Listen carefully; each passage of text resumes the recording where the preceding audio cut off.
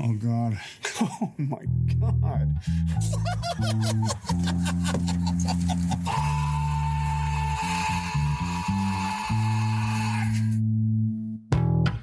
So I don't know how much road construction you think is appropriate on 420, but I went through 3 different construction sites. Feels like it's all a trap. Yeah. They're just planting cops all over the place. Oh, speaking of weird shit. So I went on a walk early this morning and right outside of my house, you know, that spot where everyone just like sits and smokes weed and like has their music on in their cars. Intimately. Yeah, it's my people. Yeah, right. There was just like a huge mound of shit and it was like loose sod and tree stumps, but it was like wrapped in blankets and then tied to a telephone pole with the cord going straight across the sidewalk. Oh my God, giant bindle. Yeah, it was basically a giant bindle. Wow. You have giants moving in. Yeah. Was there a Wile E. Coyote walking across the street? For real. I mean, it was just like, what is this thing? And everyone sort of from the neighborhood was wandering up and being like, huh? Wow. Yeah, your neighborhood's just like my dogs. They just, if anything's out of place, like a piece of garbage sitting on a street, they like get very upset. Yeah, I mean, we were all just kind of like, huh, you see this? What is this shit? It's great. Speaking of random shit, how's your quest going to keep people from throwing stuff out in your garage in your garbage? Oh, it stopped. Did you kill someone? No, I think allegedly. I just exuded the willpower to set their lawn on fire. But didn't set their lawn on fire. Right. You just exuded the ability to. Yeah, yes. Gave that vibe. Heavy arsonist vibes. Yeah, exactly. You do cut a specific silhouette. Well, shit. All right. Here we are. Yep. Saturday morning. These are weird records. They are. Wasn't Moonstruck one of our first morning records? No, would have been next and whatever we had with Daryl the first time. Daryl would have been our earliest one, yeah. We drank coffee a couple times. I'm surprised you guys did next. Well, that waste movie of time. That movie has the most exploding Jessica Biels I've ever seen. Sure. I did re-listen to that clip again. Every like month I listen to that 5-minute window of me just losing my shit laughing. I've never heard you laugh like that. Oh man, it makes me laugh hearing me laugh. I'm just gonna insert that 5 minutes right here. Just as a reminder to people. Yeah, exactly. Go back in time 2 minutes. Okay, necking martinis. He meets Jessica Biel. There's a whole plot point about her teaching on a reservation. Yeah, why did they do that? It was to set up the FBI using the photo, like the traffic cam, to get the permit number for her reservation access, so they could track her by that permit. They could so dumb. have it could have been a fucking license plate. No, there was no license plate on the front. Yeah, I understand that there was no license. They could have just written that there was a license plate on the front. That's how movie making works. But then there's no obstacles to overcome. And we don't know that she's a nice person. Yeah, because we got to know she's a nice person. Yeah. Also, it gives her. So a otherwise, reason we wouldn't to be care like, when she blows up later.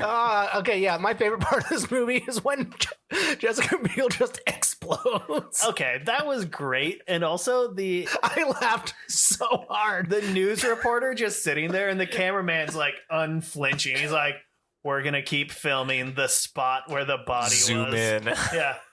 And the news reporter is just like having an emotional breakdown because she just saw somebody explode. And the cameraman's like, I don't want to miss a thing. How often do you see someone just explode? I don't know, but I think the director for the news program would be like, hey, man, shift that camera to the other side. Like, just pan so that, like, the reporter's on the other side of the shot. It's like, oh, boop, you're not looking at an exploded lady anymore. I don't know. That's when like the card has to come up with the elevator music that says, we'll be right back. We're experiencing technical difficulties. Yeah. Like news bursting at the seams or something. Yeah, absolutely. Something really out of like distasteful. Bursting at the seams is rude, Sean. That's what I was going for. So also in this movie, there's a group of European terrorists? I got a real question about these guys. They're loosely Russian, right? Yeah. They're French. I was watching this with subtitles on because Maybe the they're mixing on this is Croatian. terrible. But it's like it's always speaking French, until one part where someone is definitely speaking German and the subtitle said foreign language. What was with those guys? Like, they obviously knew Nic Cage had some kind of power. Everyone did. Because they were trying to, like, get to Cage also and, like, trying to assassinate him. Why did they know? Originally, it was just they wanted him because the FBI wanted him, but they didn't know why. And then suddenly they knew why. Also, why is Columbo in this movie? I've never seen Peter laugh this much. I can't stand this shit. Oh, man. Oh my god, you were red, dude. This movie is so fucking dumb. And it feels so long, too. For an hour and a half, it is so goddamn long. Oh, man. All right, then where are we? Has he used his time power to fuck her yet? That's about where we're at. Okay. And now, back to our regular episode. What was I supposed to remind you of? You were supposed to remind me of something? Yeah. Don't have me remind you of No, because reminding me. Bill's a Sparkle Buddy now. Oh, yeah, that's right. Oh, yeah. We have a new Sparkle Buddy. Bill. Thanks for joining. I'll try and remember your name at the end also, but in case I fuck it up, Bill. Yeah. Just take a clean one just so you can, like, throw it in there at the end. Bill. There we go. And Bill. I've never said Bill that many times. Bill. Thanks, Bill. Thanks, Bill. We love you. Well, with that, welcome back to Cage Match: a roundabout way of meeting Nicolas Cage. I'm your host, Sean, here with my co-host, Nick. I'm Nick. and our producer. Peter. Hi. And we have a special guest today, my friend, Ian. Say hi, Ian. Hello, hello. Welcome aboard. Yeah. So I think it's safe to say this podcast is one of the reasons you and I are friends. I would say so. Because someone's like, oh, Sean has a Nicolas Cage podcast. And you're like, Nicolas Cage, I have opinions. Lots of opinions. How do you not? How do you walk through the world without having a bunch of Nicolas Cage opinions? I thought I had Nicolas Cage opinions, but apparently they were all wrong until I started this podcast. Fair enough. I have two opinions. Nicolas Cage is bad and Nicolas Cage is good. And they're both right simultaneously, always. Fair. It is the constant of the universe. So, Ian, what got you started with Cage? Like, why do you know so much about Nic Cage? Fair question. I suppose The Rock would be the correct answer. As a child, just loved The Rock. Grew up near San Francisco. Was for some reason much cooler that Nicolas Cage was there instead of it just being a really weird island with a prison on it. So I would say that's probably what got me in at the beginning. And then it's Nicolas Cage. How do you not just hold on? But there were a lot of people who saw The Rock and then only ended up watching like 2 other Nic Cage movies ever. That is fair. Have you seen everything at this point other than some of the most recent stuff? I have not. I actually had a count. I'm about half. Okay. So I'm at about 70-ish, 60-ish, over 50. That's where I'm at right now. That's about where we're at. Yeah, with the whole bracket giving us 64, and then I think we've had 10 bonus episodes. So yeah. I keep finding new ones. They're out there. Have you seen The Croods? The Croods I have not seen. All right. Fair. But he has seen Croods too. As we all have. I mean, we watched National Treasure 2 first for this podcast. Yeah. It was a good choice. That was the superior national treasure. And it failed to Sorcerer's Apprentice. Because Sorcerer's Apprentice is a lot of fun. It is a lot of It's a great fun. flick, I do yeah. love Sorcerer's Apprentice. But this isn't about Sorcerer's Apprentice. No, what are we talking about today? Today we're talking about Moonstruck and Guarding Tess. For that one person who complained, why don't you tell us what those movies are? Moonstruck is about Cher finding love in all the wrong places. And Guarding Tess is about Nicolas Cage being kind of a sad gun nut. Interesting takes. Yeah, okay, now Ian, you described these 2 movies. Yeah. We have a guest here, so I don't have to work as hard. I'd say Moonstruck is about Cher finding love, but I wouldn't say in all the wrong places necessarily. I'd say it's a story of love for everyone involved. You know, it's the mom struggling with her, marriage failing, dad doing the same. I mean, it's a whole story of love, I feel like, where Nicolas Cage gets to be an absolute nut and complain about his hand the whole time. Love that. Guarding Tess, I would say, is a story of a man who is disgruntled in his job, hates everything about it, and it's a kind of full circle, finding your way back to what you know, essentially. By shooting someone's toes off. Mm-hmm. Which is the only way to find ourselves back to where we need. You know? All right, now you go, Nick. It's a lot of kissing. Yeah, there you go. Both movies. Both movies, a lot of kissing. Kissing. Let's do Moonstruck first. I don't know. I'm feeling drawn that direction. All right. The Bella Luna's caught your eye. The Bella Luna. Bella Luna. I still love the grandpa. I love all his dogs. I love that the actor is deaf and just kind of waited till people stopped talking to give his lines. It made it so good at the end when he's just like sitting there crying. He's like, I'm so confused. Yeah. But I don't know. Stellar performances from everybody. It's like just kind of campy and big enough that everybody's interesting. Even like the liquor store owner and wife that are arguing about whatever. It's interesting to watch. They're fun. It's cute. All right, because I'm going to fuck this up a lot. Which one's Johnny and which one's Ronnie again? Johnny is the engaged. Uh-huh. Okay. Ronnie is the one who lost his hand, played by Nicolas Is the Cage. in Cage. Yeah. Who has a woof inside of him. A woof? A woof. He's got a woof. He's a woof. Johnny cares about his mom. Ronnie does not. Correct. I'm just going to put dingbat for Johnny. Yeah, you got it.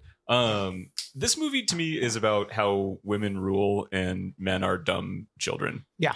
That's pretty much how I felt about it the entire time watching it. Fair. Johnny's such a big baby. Johnny's a big baby. Professor Hot Pants is a big baby. John Mahoney. Yeah, John Mahoney. How old is John Mahoney in this film? Probably 55 or so. People aged more back then. We had this conversation. Oh yeah. People just looked shittier. Yeah, back then. like we're a good decade older than the cast of Cheers when Oh yeah. when Sure. Cheers was going on, and we all look younger than all of them. Indoor smoking was a wild thing, It's dude. fucking true. He was only Thank like you 45 when this movie came this movie came out. 45, Okay, we were 10 years 47. off, but- Yeah. He looked older than that. Yeah. I mean, he was known as an old actor. He never played roles as a young actor, so we all just know him as Frasier's dad, essentially. That's true. I kind of would like to see John Mahoney, the action star, like just one high intensity role. Also, Burn Notice. He's the villain in the first season of Burn Notice. wow. That's He not what I'm looking for. He jumps out of a don't want bird notice. he jumps out of a helicopter. That I'm looking for, but I'm not looking for the rest of the show. I love Burn Notice. I know. I'll forever deny it. I was going to also give props on the Cheers reference that we got all the way back to Frasier's dad. So we kind of full circled there. Yeah. Has anyone seen the Frasier revival? No. No, Have not. I hear it's good. I have heard the opposite. Oh. So, Frasier holds up weirdly well. I watched like the first few seasons on Hulu recently. but how do you feel about Frasier not in Seattle? And I mean, he was in Boston originally. yeah, for Cheers, but then Frasier was Seattle. Yeah. And now he's gone and moved in with his son. I still really want to play Boss Dragons and Scrambled Eggs, the Frasier RPG. Yes. I think that's going to be a lot of fun. I just don't know enough about Frasier to really be good at it, but The concept of that hurts so much. What is this? they made a tabletop RPG based on Frasier. So it's like Frasier, but with magic mystery. I don't know, man. I'll send you the PDF. It's pretty funny. This Okay. this might be my birthday game. Oh, we should do it. Yeah. I would have to actually watch Frasier for a bit, but Oh, I'd run it. oh, good. Yeah. But I think the players still need to understand Frasier related. References? You're playing like Niles and Oh. Frasier and the girl. Daphne? Yeah, that's her name. Roz? That's both of them, I think. Eddie the dog? I mean- don't think Eddie is in there. Too bad. He is now. Hey, that's the power of imagination, right? That dog is long dead. Oh yeah, So is John Mahoney. not in my So imagination. is John Mahoney. Also, John Mahoney's chair should be a playable character. Oh, yeah. Absolutely. You know? Okay, so Moonstruck, I found it charming on second, go around. Yeah. I think it's a lot of fun. I do think that the ensemble cast really adds to everything. You and I both noticed the same thing on this rewatch when, checking my notes, Johnny is talking about his brother and he like raises his left hand. He looks at his hand and like sheepishly puts it away. Also, what a stupid concept. It's like, I'm pissed at my brother because he distracted me while I was slicing. He made me look wrong. Hey, he wanted the bread. He distracted him while slicing the bread. By what? Like tickling him? Oh, maybe. It's a good question. Johnny's really annoying. I find him quite distracting. Well, Ronnie is an active listener. Yeah. He's a good guy. That's why he gets Cher at the end. Yeah. And he's a hand talker. Yeah. He's very passionate about his hand. Yeah. I loved all the hand talking in this movie again. And as soon as I started to notice again, I was like, oh, that's right. There was that one aunt who happened to be the hand coach for the whole cast. Oh, that's right. Oh yeah. And then So I they was can just speak like, Italian. what's going on here? And then I was just a racist stereotype for the rest of the day. And I'm not upset about that. No. It's fine. Didn't we decide that Italians aren't people? I'm pretty sure we did during the Captain Corelli's Yeah. episode. So that still holds for Italian Americans. Fair. Do you think he's got attachments for that hand now? I hope so. I mean, assuming that character was a real person and that we're now 35 years later. Yeah, of course. Yeah. How do you think that marriage panned out? I mean, great. How could it not? I think they got divorced and he turned into Dr. No. And so that's why. So now he's got like cool claw hands and martial Way better. arts. Yeah. Yeah, that is better. He turned to crime. I can't do a good Ronnie as Dr. No. I'm going to keep checking my notes for this It's the whole amazing. time. I mean, it is tough to keep it in your head for some reason, but like, it shouldn't be that hard. No, their names are too similar. Why did they make it Johnny and Ronnie? They have a shit mother. That's probably why Ronnie doesn't talk to his mom. It's true. Ronnie does not talk to his mom. Johnny loves his mama. Yeah. The scenes with her dying, quote It's unquote. so good. When he's just like crying at the foot of the bed and she's like, Ah. just waving him My off. baby. So Peter and I talked about this a bit yesterday. How long a period of time does this movie take place over? I think about a week. Yeah, it can't be terribly long. Like They on the get in- short end, yeah, they it's get like in- 3 days. And on the short end, it's 3 days. They get engaged. Mm-hmm. She goes to meet. Between her meeting Ronnie and her being engaged to Ronnie is 48 hours.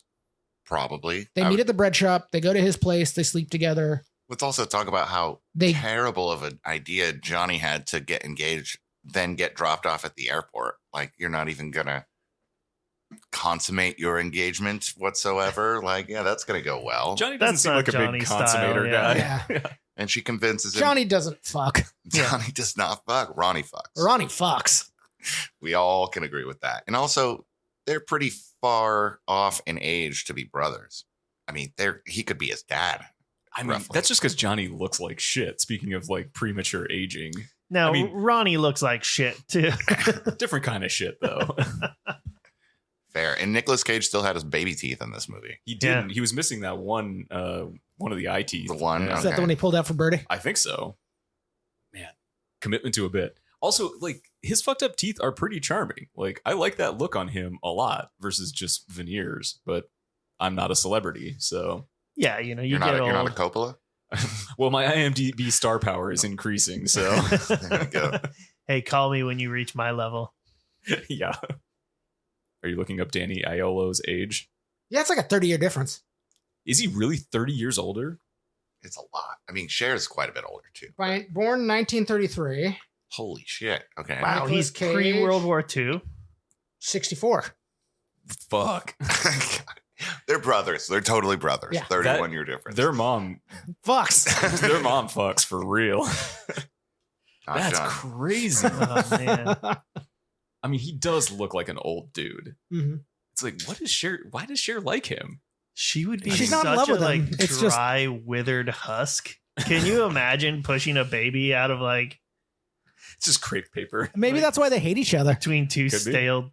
I was gonna say tortillas, but what's Italian? Two out of like a fucking Cannoli. Gotcha. yeah, a stale cannoli. Gross. gross. That's so fucking Just sick. Sprinkle some pistachios on it when it comes out. Manja. That's borderline. That's just some Italian. We'll see how much of that makes the cut. All of it. Yeah. Oh, jeez. God, fuck. It's a good thing I'm Italian, or else I'd be offended. You're like, oh, that sounds pretty nice, That sounds actually. I pretty could go for a cannoli. A little gabagool. They gotta go. This whole cast fucking rocks. Olympia Dukakis is great, and It's just great to say her name too. Yeah. Dukakis. I love when she tells I love when she threatens to beat the grandfather to death. Oh, yeah. Like, you give those dogs any more of my food, I'm going to beat you to death. I'm going to kick you to death. I'll kick you to death. That's where That's it. sheepishly Very shuffles specific. back. Yeah, kick you to death is a really specific one. I feel like the cast has a lot of depth. Like, you even care about the aunt and uncle for Yeah. no reason, and it's like he's got the moon, and it's his moon, and it's He's such a weird uncle. It's nice to have that like super sweet but kind of off. I love like, the way he simpleton starts it. uncle. I love the way Yeah. he starts the moon story by, I never told you this because it's not really a story. One time I saw your father outside with the moon. You didn't see nothing. Cosmo's a fucking dick. I love Cosmo. Cosmo. Him with the people talking about plumbing is so good. He's just like disgustedly scraping at that pipe. Yeah. Ugh, look at this. Look at this. When he gets called out for his philandry at the end and just like slams the table and sits back down. It's like, well, that's over. Yeah. My And- big stand. I mean, and his wife just kind of takes it all, almost cheats on him, and then walks it back. It's kind of like, that whole story is about how women are better than men. I love I'm trying to remember the line exactly, but when she's having dinner with John Mahoney after he's gotten water thrown in his face the second time this film by Mhm. a younger woman, and she says she's too young for you, and he goes, I'm too old for me. Yep. I relate to that statement. Fair. That feels accurate. I mean, we're about 10 years older, or 10 years younger than that right now. We can feel that later. Soon enough. Soon enough. The Reaper is coming. And I think we're all middle aged here. Yeah, but John Not Mahoney me. I'm not looked even it. 40. I mean, neither am I. Oh, okay. Yet. I'm Yeah. close. It's Yeah. looming. We're all, I mean, the three of us are close. I don't know. Where are you at? That's fair. I'm going to keep it anonymous and Keep it a mystery? not even. Nice. Yeah. Yeah. You know, I've got the grays. Don't worry. You could be anywhere from 25 to 50. Exactly. know. I feel like that's the whole conversation we've had about this film. So Yeah. it's I'm just saying perfect. we could all play teenagers in the 90s. Oh, absolutely. Well, what about Guarding Tess? How does everyone feel about the baseline for that ensemble compared to the baseline of the Moonstruck ensemble? I don't think in Guarding Tess, like everybody stands out the same. There are like background characters. Yeah. A lot of the other Secret Service agents, just kind of background. Yeah. Now Frederick the nurse is awesome. Yeah, I can't he remember his name. rules. Yeah. But I think the uncle from Harry Potter. the cast for Moonstruck just stands out nicely. Yeah. Well, the story's more about the Family. whole unit. Yeah, it's a family Yeah. story. Family love. Agreed. Phrasing, Nick. Phrasing. Yeah. But yeah, I mean, before we jump into Guarding Tess, though, in like a full-on way, like more on Moonstruck. Like, I still love it. I love It's a human story. it's a very, yeah. I lost my head. I lost my bride. Johnny has his hand. Johnny has his bride. Bring me the big knife. Yeah. Josie asked me if I think that he fucks with the hand on or the hand off. On, definitely. Oof. Yeah. you That's what I was asking about definitely- you definitely attachments. Fuck with the hand. on. Yeah, you put the one on that goes like this, and then What's the other one go like? Like this? yeah, Oh, like okay. that. Oh, yeah. Okay. I can Wait, see and then that. it's got the one that goes kind of like this. Oh, that's wild. No, you can't do that. That's illegal. Listen, man, not in his house. Only in 48 states. Yeah, Chrissy, the woman who works at the bread shop, she has such a small role, but like her weird obsession with him, her weird watery eyes. Like I really love like him. her. Well, the bread shop is also wild. Like, let's talk about how fucking crazy. It's the 80s. It shouldn't have like a dungeon with a guy loading like Yeah. stuff into this. Like it literally looks like any underground tour in like a major Right. metropolitan area. Right. It's like, And oh, these buildings are flooded out and burned and haunted. And this is where we make bread. This is my favorite focaccia stone. It was probably like had normal ovens originally, and then he lost his hand. He's like, no, it needs to be darker. Fair. I need a place to shovel coal. Yeah. I mean, what is it? Queens? Yeah. Right. So I don't know if every place in Queens has that, just their own little dungeon, their own little Nicolas Cage waiting there. I do want to Sounds talk. like a Queens thing. I do want to talk about the lost art of like painted backgrounds. Yeah, I agree. I feel like that kind of really just went out of fashion. It's probably because of higher definition stuff. Yeah. But like there's artistry to that that's really cool, and it's just gone now. Let's just make AI backgrounds. Okay. Sean quit the podcast. Get the big knife. Look, it would be faster and cheaper. And we wouldn't have to deal with all those fucking artists and their opinions. Yeah, goddamn artists. All right, favorite scene from this movie. Wow. Yeah, run around the table. Oh, the first time Cher and Cage hook up and she's making him breakfast or food or steak. Yeah, she's like, I'm gonna make you a steak. He's like, I don't want a steak. You're gonna eat a steak and you're gonna like it. I want it well done. You're gonna eat it bloody. It's good for your blood. And then he eats 2 bites of the steak and then just fucking sweeps the table. He just picks her up and she's like, where are you taking me? To the bed. I love it. It's just the manliest sexing that I've ever seen Nicolas Cage perform. I like how they go to the bed. She's like, take me, leave nothing left for Johnny. And then they get up in the middle of the night to look at the moon and go back to bed. And the next morning she wakes up and she's like, holy fuck. It's Cosmo's moon. Moon spells. She was moonstruck. She was moonstruck. That's hard to beat. I don't think you can really beat that scene. That is probably the best scene, but other good ones. I mean, the dinner table scene at the end is just when everyone's like kind of figuring their shit out. Yeah. And filtering in. And every time somebody comes to the door, it's like, oh, it's going to be Johnny. Nope, it's the aunt and uncle. Yeah. No, it's this person. I think the opening scene's really good too. I think the Italian restaurant, you got the waiter who's been his waiter for Bobo the waiter, and he's like, this is our loyal Johnny's been our customer for 30 years. It's like you kind of get brought into the movie through the Italian restaurant, I would say. Also, Bobo fucking rules. Bobo's Every rules. Bobo in every Cage movie is good. All Bobos two of them? All Bobos. What other Bobo are we talking? Retirement retirement plan. plan. Oh yeah, you're Ron right. Perlman. You're right. Yeah, Ron Perlman plays an excellent Bobo. Ron so- Perlman's Bobo could definitely kill the other Bobo. So my best friend growing up was Bobo. So You had a Bobo? I had a Bobo. Yeah, Oh my god. he's in Korea now. He's a 6'5" Korean man. That's Sweet. Bobo. That Yeah, is- exactly. That's not where I expected that story to go. That's a good Bobo. It's a good Yeah. Bobo. It's kind of like when you told me about your cobbler or Rachel's cobbler. Like What? actual cobbler. Remind me of a story that I told you. Oh, I was talking about some boots, and Rachel's like, "Oh, you should take them to my cobbler." I'm like, "You have a cobbler?" And I'm like Italian guy's like, "No, Chinese." I'm like, "What?" Oh Like, yeah, that's Rachel's cobbler, Yeah. right? I love that you're like, Yeah, like it's that a story differential you between told me, her and then cobbler it's a and your conversation between Croatian you and cobblers Rachel. only. you were in the car. I was in the car, yeah. Reminds me of that story you were tangentially associated with. I didn't remember the facts of it until I worked my way back.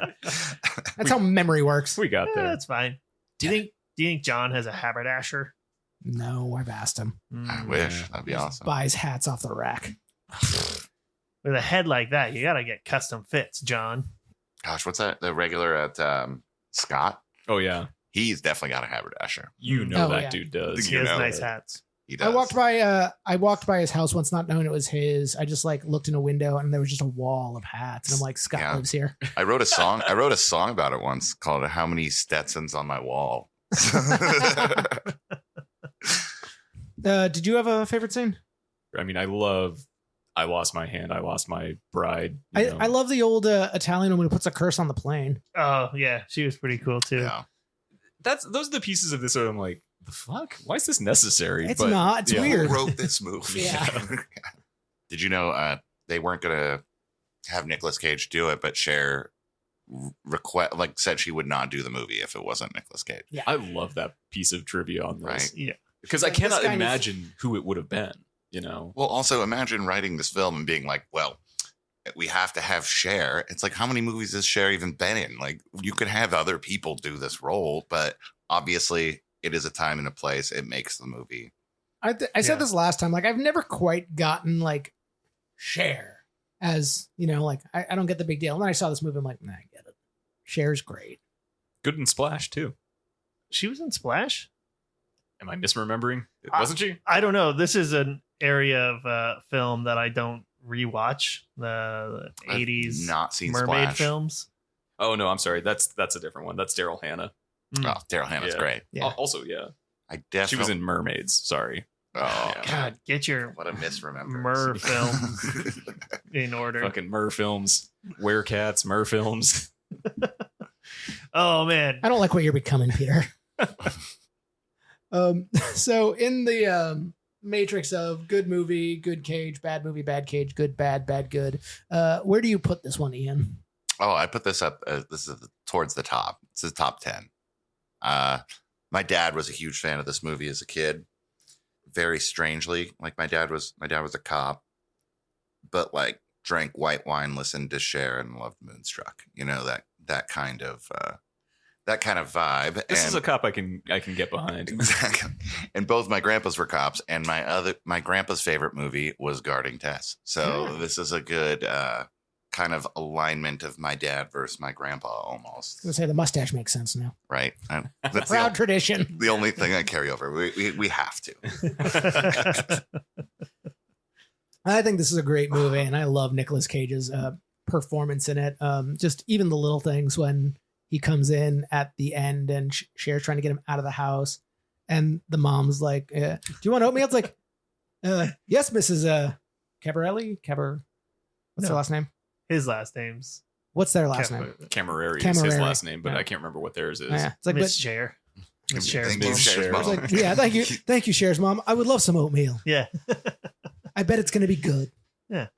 Well, I think it's a great movie and a terrific performance, very full performance. It's got a good range and he cared the whole time. Yeah. He was engaged. So I loved it. I like how they both have a glow up halfway through. Yeah. They both clean up real nice. Mm-hmm. Cute Yeah. couple. This is definitely in a it grew on me for sure. I think that I would count it as a very good on both sides. Good. Yeah. Very good. Very good. Very good, even some might say. Bill. Molto bene.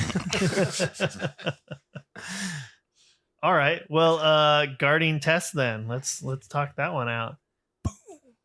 What? You got segued. He just said what the next movie was. Yeah, that's how you do it. Yeah, I know. Feels like a segue. It's a meh movie overall. It's a weird one. It suffers from trying to do more than it's capable of, and it's only trying to do two things. It's Yeah. Well, it's two movies. Yeah. It's two movies just jumbled into one movie. And yeah.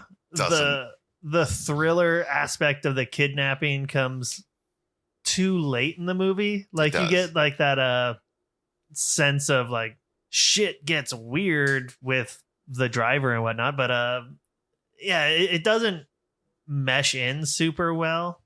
Well, like, Agreed. the whole having brain cancer thing or the brain tumor doesn't do anything for this film, because this is a movie about her trying to like reconnect with another human being because she's dying, or it's just there for no reason. And then she gets kidnapped, and that's kind of what brings them all together in the end. Well, and I mean, assuming because it probably came out 95-ish. I'm guessing we're all supposed to think this is just Barbara Bush, right? Or is it supposed to be Reagan? Like, regardless, no one cares about this person at all. Yeah. Right. So it's like the fact that they make her a total terrible person in it doesn't help because the whole society already hates this person off the bat. Yeah, I feel like they really could have leaned into their growing friendship way more and just fuck the kidnapping plot. Yeah. Or just make it more of a kidnapping movie. Or make it a kidnapping movie. Like, right. It's like pick one go lane. one. Yeah, go one way. Yeah. Well, like when I was watching it, we get to the point where right before she gets kidnapped and she's having her picnic and he goes and like checks her pulse because she falls asleep. It's like, that would have been a great time for like, it's like, oh God, let's get her to the hospital. They find out, they talk about it. Like you connect all those threads. No, she gets kidnapped by characters that we've never been introduced to. So I was just sitting here not listening, and I was thinking to myself, this movie would be so great if it was like Weekend at Tess's and she dies early on, but then the president's coming to town for that library. So Nicolas Cage and the Secret Service has to like Weekend at Bernie's her through this whole thing. That would be a much better film. I'm already feeling much better about this movie. I do like that idea. That would be really fucking funny. You think we can get him to do it? Yeah. I'm Tess Carlisle. Yeah, definitely fucking puppet sticks. Yeah, full marionette work. How did they keep Bernie from smelling in that movie? Axe body spray. This is before Axe. I mean, Weekend at Bernie's, it's only one weekend. And then Weekend at Bernie's 2, he's underwater a lot of that movie. It's true. He's a zombie. Yeah. So he's like mostly clean. I don't know. Wait, I probably just processed this out of my brain. There was a second one? Yeah. Oh, yeah. He gets turned into a zombie Yeah. by a witch doctor So who wants his treasure. He's fueled by music. Yeah. And reggae music makes him walk. Like steel, he is empowered by the sound of steel drums. Yeah. You haven't seen National Weekend at Bernie's 2. Oh my God, man. It's so good. I mean, it's not, but That sounds so stupid. You're going to go home and watch it, aren't you? I'm going to do my best. Oh, man. I'm pretty sure I got all that right. you nailed it. Yeah. A movie I saw once when I was like 9. All of that You hit could the be high points. lies. And it's just so good that I want it to be true. It is true. It is true. I kind of wish that Sean had just made that up off the dome and I went along with it and was like, yeah, it's totally that. That's what goes on. I did this in, I was describing a scene from, what's the train movie?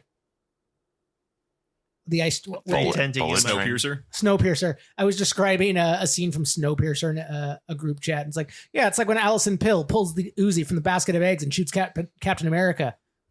Now you're all wondering if I'm fucking with you. Go watch Snowpiercer.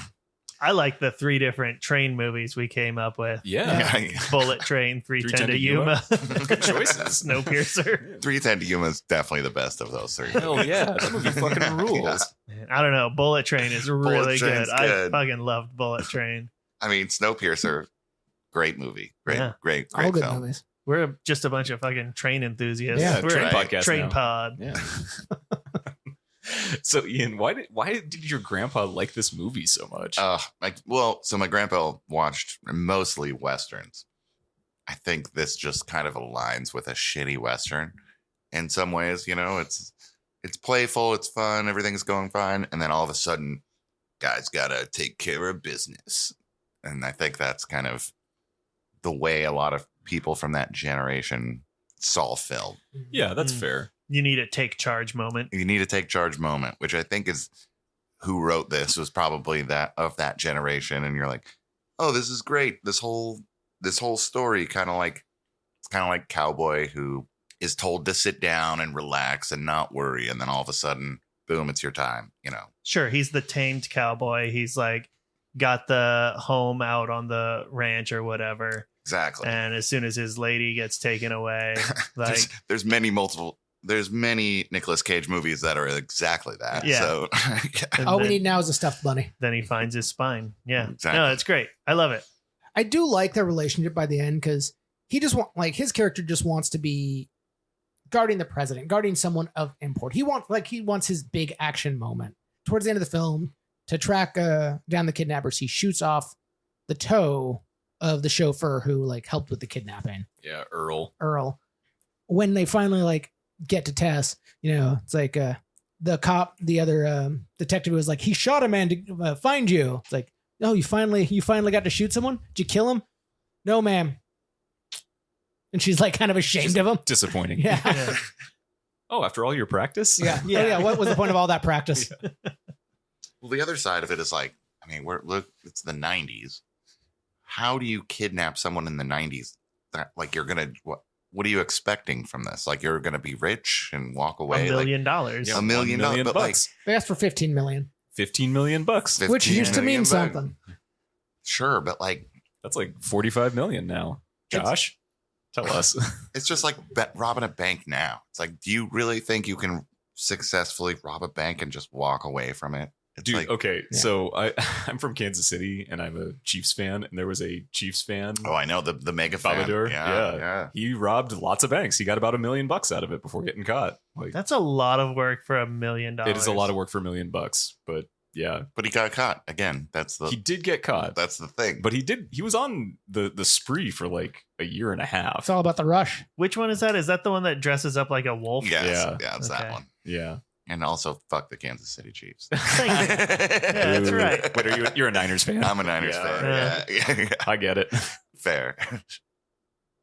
I mean, I just don't see the point of kidnapping or robbing a bank. You're going to eventually get caught. Yeah, absolutely.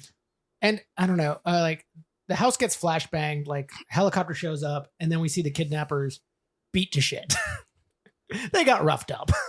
Yeah, that was the hardest this movie goes. It's like just we're gonna enter this home and just assault you. And then they buried her. That was the hardest and most honest this film got. Oh yeah, absolutely. No knock warrant. Boom. And then he gets off. Like from after shooting the guy, she just calls the president and is like, I don't want anything to happen to him.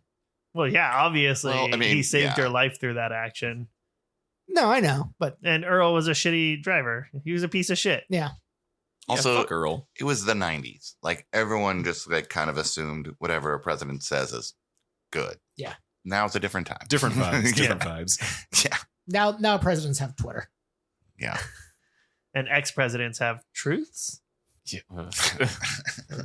I love that his stock is just dropping consistently. Oh man, did you see that they're writing the like NASDAQ or whatever, claiming like market tampering through short selling? Incredible. They're like, people are short selling our stock and that's making it worthless. Yeah. It's worthless because it is worthless, you fuck. Apparently. Now, meanwhile, Goon Coin, you can get it through the podcast. That's totally legitimate. Just send me $5 in an envelope and I'll send you 1 Goon Coin. Yeah, you'll be issued 1 Goon Coin. It's guaranteed to go up. I love that. Do I get any Goon Coin for being here today? You get 2 Goon Coins. 2 Goon Coins. Love that. We have to bribe our guests. Worthless crypto. I used to live in a house that we comes called in physical coin. I used to live in a house we called Goon House, and we were all such trashy people. There was 13 guys living in this house. 13 goons. 13 goons. And so if you walked around barefoot in said house, you would get a thing called Goonfoot. And this is funny because gooning has its own connotation now. Yeah, exactly. Different vibes now too. Different vibes. So Goonfoot. Goonfoot was a real part of my life. So Guarding Tess on the grid. Bad movie, Nic Cage. Agreed.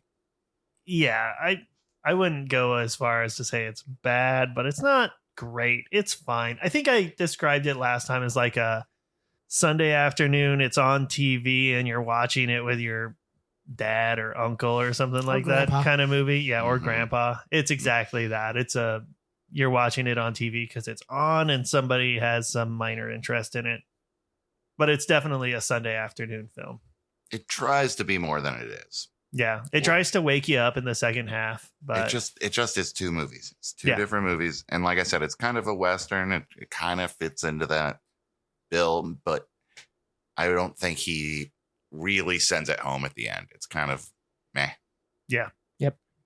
But I a good agree. Cage. I enjoy Nicolas Cage. Yeah, in this Chester, film. he's a good character. I mean, he's kind of, like you said, he's sort of a gun nut dork. Really just wants to have his piece of the action. But he's like a nice guy, ultimately, Like his whole life is just the job. Yeah. And like he wants that hero, like cop moment. That's what he wants his legacy to be. And like we see his apartment for a second and it's sad. Oh yeah, with isn't there like a samurai sword in there? Like, Oh God. Oh, he's an incel. I love when he comes back and Frederick's just like, you're back to pick up your accoutrement. And he's like, what? He's like, you're back to pick up your shit. Frederick fucking rocks. He's the best part.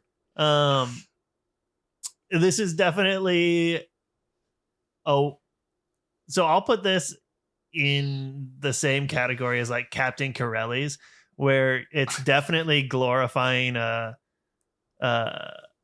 unglorifiable situation. Like he's being kidnapped, he's held at will, and he's got Stockholm syndrome by the end of it, and you just have to say, oh, he's better for it, he's a better man. I'll also compare this to Captain Corelli's Mandolin in that it's kind of just a fun, like awkward, like little movie until it's really not. Yeah. And then it gets super violent and weird. It's cute, it's not, and then it's Over. yeah, that doesn't really. That's the thing.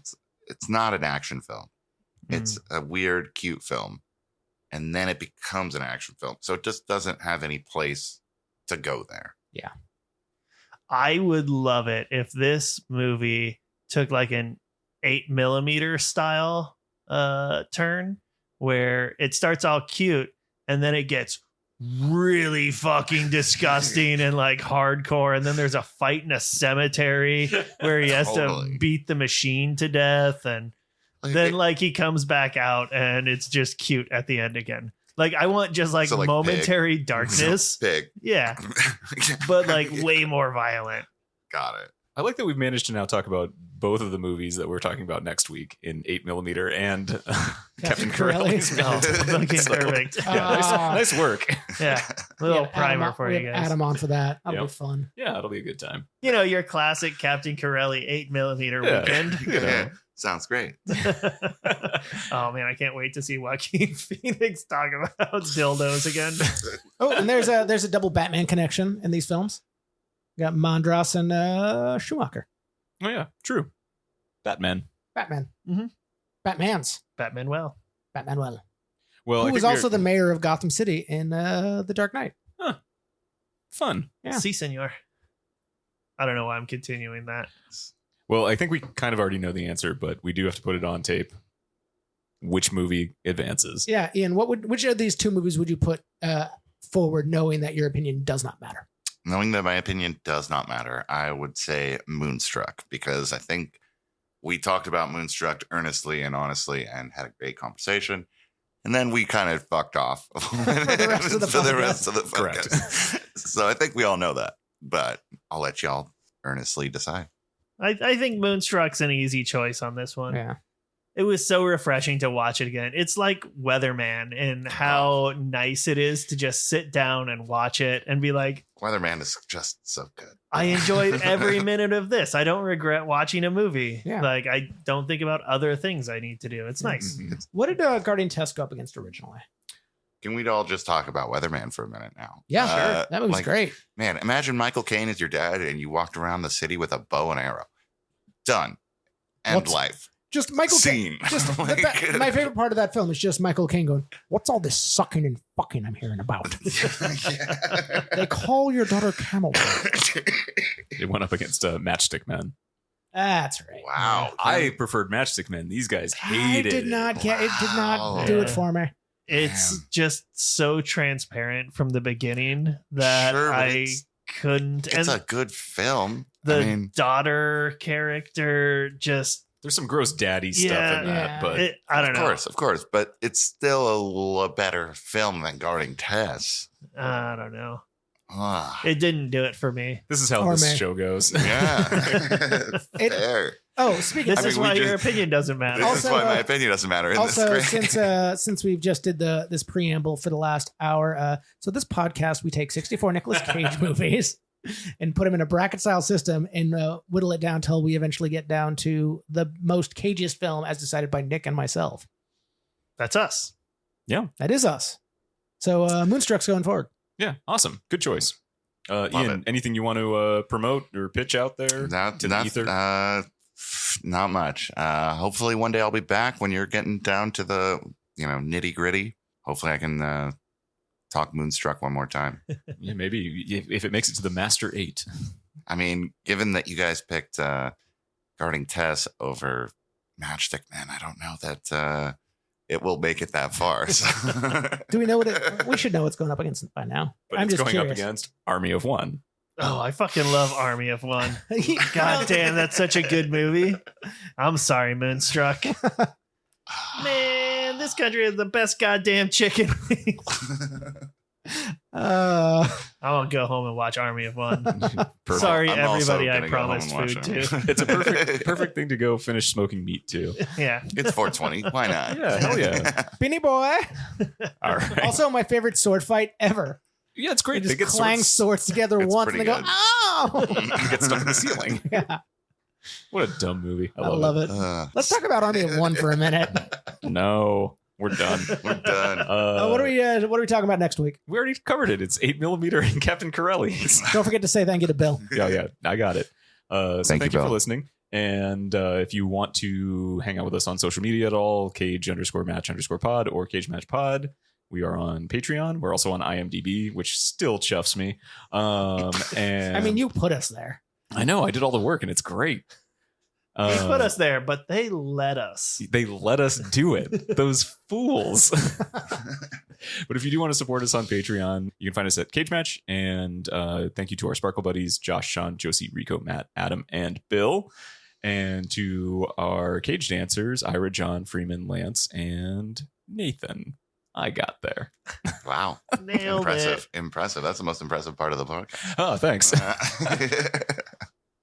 Me remembering 12 names. Yeah. Oh no, that many people will pay us for this. That is the most impressive part. Yeah. Thanks. Thanks.